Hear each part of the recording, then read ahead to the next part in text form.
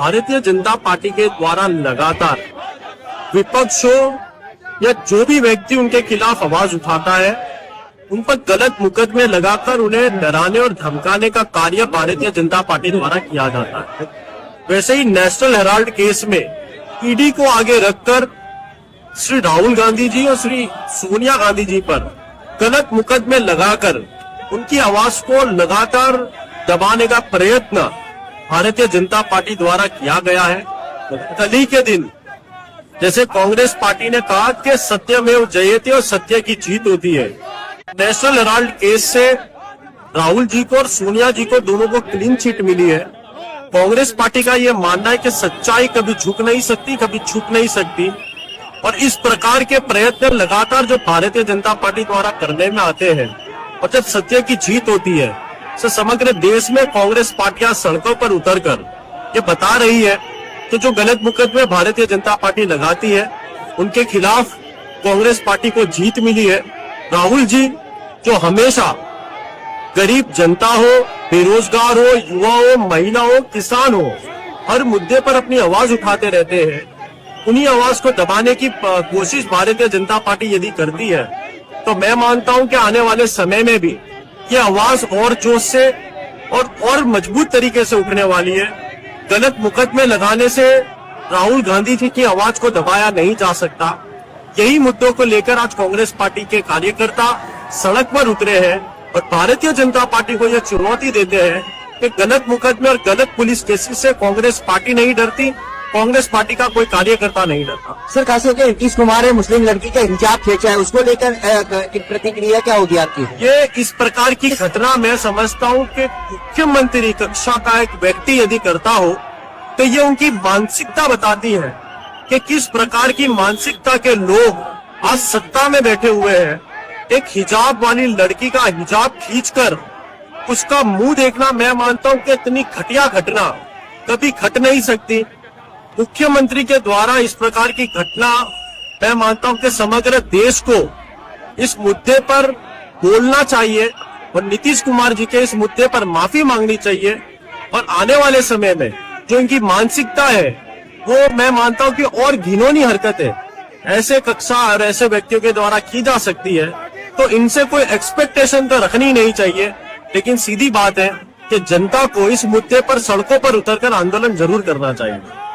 राहुल गांधी जी और सोनिया गांधी के खिलाफ जिस तरीके से भारतीय जनता पार्टी ने गलत तरीके से नेशनल हेराल्ड का केस किया और उसका इतना भव्य प्रचार करके कांग्रेस पार्टी को और देश के कांग्रेस नेतृत्व को बदनाम करने का जो उन्होंने प्रयत्न और प्रयास किया, आज उसका बड़ा फोड़ हुआ है।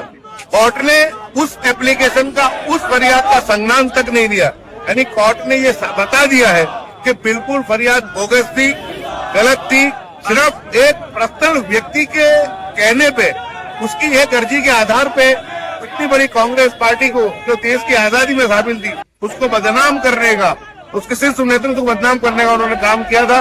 लेकिन कल हमको बहुत भरोसा है, सत्यमेव जयते, कोर्ट के न्याय पे हमने संपूर्ण भरोसा है। और कल जिस तरीके से दिल्ली कोर्ट के अंदर इस बारे में जजमेंट दिया गया कि उस कंप्लेन का संज्ञान तक नहीं लिया गया और उसमें उनको फटकार लगाई गई, मैं मानता हूँ कि लोकशाही की और देश की न्यायपालिका की जीत है।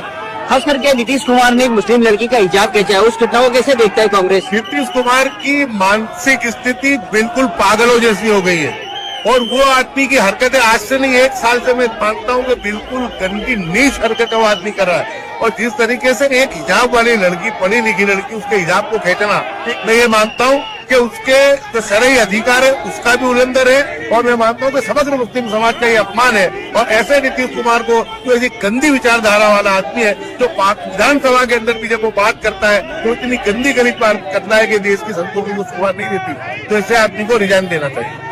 ભારત દેશની અંદર જે અરાજકતા ફેલાઈ છે તે પહેલા પણ કહ્યું હતું, ભારતીય જનતા પાર્ટીના પદાધિકારીઓ, તેમના શાસનાધિકારીઓ અને બ્યુરોક્રેટ સાથેની જે મેળા પીપળા એમણે ટોટલી જ્યુડિશરીને ખતમ કરી નાખી છે। ઇલેક્શન કમિશન હોય, ઈડી હોય, સીબીઆઈ હોય કે સીઆઈબી હોય, કોઈ પણ એજન્સીઓને તેમણે પોતાના અંદર રાખ્યા વગર બાકાત રહી નથી। આદરણીય સોનિયાની જેવા વિધવા બાઈ હોય અને એના ઉપર આક્ષેપણ પર અભદ્ર ટિપ્પણી કરવામાં ભારતીય જનતા પાર્ટીએ ક્યારે બાકી રાખી નથી। રાહુલ છે જેવું સંનિષ્ઠ વ્યક્તિત્વ ત્યારે હંમેશા એક સાત્વિકતા અને બહુ પ્રભાવશાળી વ્યક્તિત્વ હોવા છતાં પણ તેના ઉપર પણ આક્ષેપ કરવા બાકી રાખ્યા નથી. આ ભારતીય જનતા પાર્ટીએ માત્ર સત્તા માટે રહેવા માટે અને કાર્યો અભદ્ર ટિપ્પણી સિવાય અને આખા દેશને ધંધે લગાડવા સિવાય કોઈ કામ નથી કર્યું. આવનાર સમયમાં જયારે નામદાર સુપ્રીમ કોર્ટે જયારે ફેવર કરી દે, સમગ્ર ભારત વર્ષની અંદર નહીં સમગ્ર વિશ્વની અંદર દાખલો બેસાડ્યો છે કે સાચા માણસો ઉપર ગમે તેટલી કલમો લગાવવામાં આવે પણ આખરે સત્યનો વિજય થાય છે. ગીતામાં અને કુરાનમાં પણ લખેલું છે, બાઇબલમાં પણ લખ્યું છે કે અસત્યનો હંમેશા નાશ થાય છે, સત્યનો વિજય થાય છે. અને એક પરિણામ જોઈ રહ્યો છો, નામદાર સુપ્રીમ કોર્ટે રાજાજી, રાહુલજી અને સોનિયાજીને નિર્દોષ ઠેરવ્યા. આવનાર સમયમાં માત્ર કોંગ્રેસ પક્ષ નહીં, સમગ્ર દેશની જનતા પણ કોંગ્રેસ પક્ષની સાથે હશે.